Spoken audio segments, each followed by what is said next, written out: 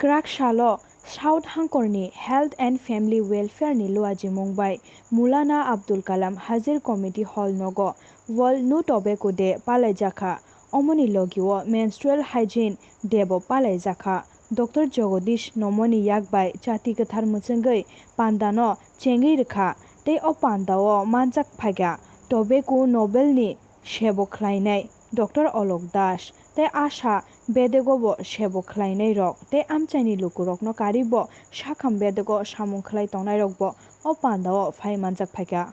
Video report, Chumi TV. জাতীয় দ্রব্য যখন গ্রহণ করা হয় আমাদের শরীরের মধ্যে একটা উত্তেজনা আসে, ইউফোরিয়া আসে, যার জন্য আমরা সবাই এটার প্রতি আকৃষ্ট হই। আর এটা গ্রহণ করার পরে শরীরের মধ্যে বিভিন্ন প্রকারের প্রতিক্রিয়া দেখা যায় এবং খারাপ অ্যাকশন যেগুলো আছে সেগুলো শুরু হয়। আমরা হার্টের উপরে অ্যাকশন করে, আমাদের নার্ভের উপরে অ্যাকশন করে, আমাদের কিডনির উপরে অ্যাকশন করে। তো সেই জন্য আমাদের যে হার্টের যে সকল রোগগুলো সেই রোগ বেশি হয়, আমাদের কিডনি ক্ষতি হয়, লিভারের ক্ষতি হয়, ফুসফুসের ক্ষতি হয় এবং যেগুলো মানে মুখের ভেতরে দিয়ে দেওয়া হয় যেমন জর্দা বা পান করা এগুলো দেওয়ার পরে মুখের মধ্যে আমাদের জিভের ক্ষতি হয় এবং আমাদের মাড়ির ক্ষতি হয়।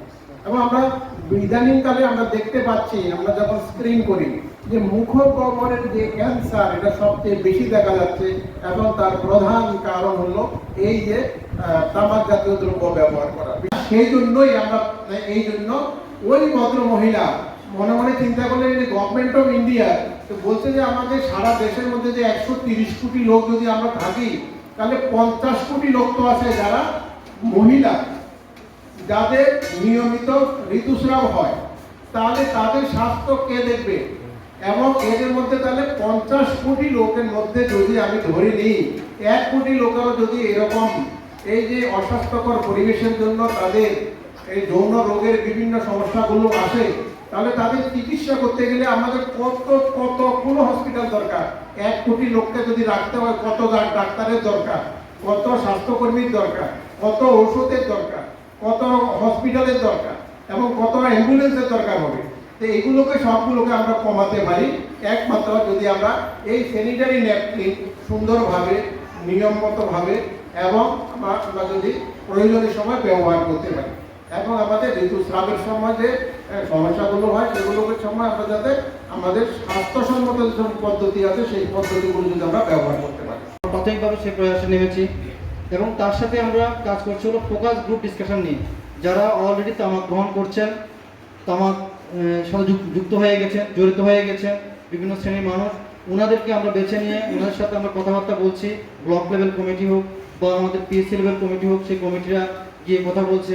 ইভেন আমরা একদম প্রাথমিক স্তরে যেগুলো আমাদের হেলথ ওয়েলনেস সেন্টার আছে ওইখানে আমরা এই কাজ করছি। এটা আমাদের যেমন FGD focus group discussion group, তেমনি আমাদের স্কুলের যে আমরা যে প্রোগ্রাম সেটা বললাম। তারপরে আমাদের আছে যেমন এনফোর্সমেন্ট, যেখানে তামাকগুলি পাওয়া যাচ্ছে, যে সমস্ত দোকানগুলো তামাক বিক্রি করছে সেই দোকানগুলি সতর্কীকরণ বার্তা মেনে বিক্রি করছে কিনা, সেই দোকানগুলিতে গিয়ে 18 বছরের কম বয়সের বাচ্চারা তামাক কিনছে কিনা, কিংবা সেই দোকানগুলিতে প্রত্যক্ষ বা পরোক্ষভাবে তামাকের যে অ্যাডভার্টাইজমেন্ট সেগুলো হচ্ছে কিনা, বা সেই দোকানগুলির আশেপাশে যে স্কুলগুলি আছে সেই স্কুলের 100 গজের মধ্যে এই সমস্ত দোকান আছে কিনা, সেই দোকানগুলিতে তামাক বিক্রি হচ্ছে কিনা। একটা লাইন না বললে না, উনি আমাদের পথপ্রদর্শক, উনি আমার পরে অবশ্যই সর্বব্যাপী একটা আলোচনা করবেন এবং ওনার কর্মজীবন, চিকিৎসক জীবন এবং তার মানে প্রকার দক্ষতা সমস্ত বিষয় আমাদেরকে অনুপ্রাণিত করে।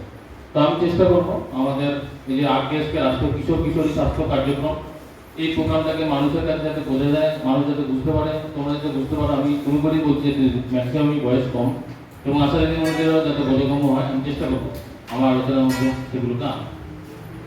তো প্রথমে বলি আরকেএসকে বা রাষ্ট্রীয় কিশোরী স্বাস্থ্য কার্যক্রম এমন একটা প্রোগ্রাম যেটা আমাদের আজকের দিনে দাঁড়িয়ে সারা ভারতবর্ষের মানুষের কাছে, সারা ভারতবর্ষের নাগরিকের কাছে খুবই একটা আশাপ্রদ এবং জনপ্রিয় প্রোগ্রাম।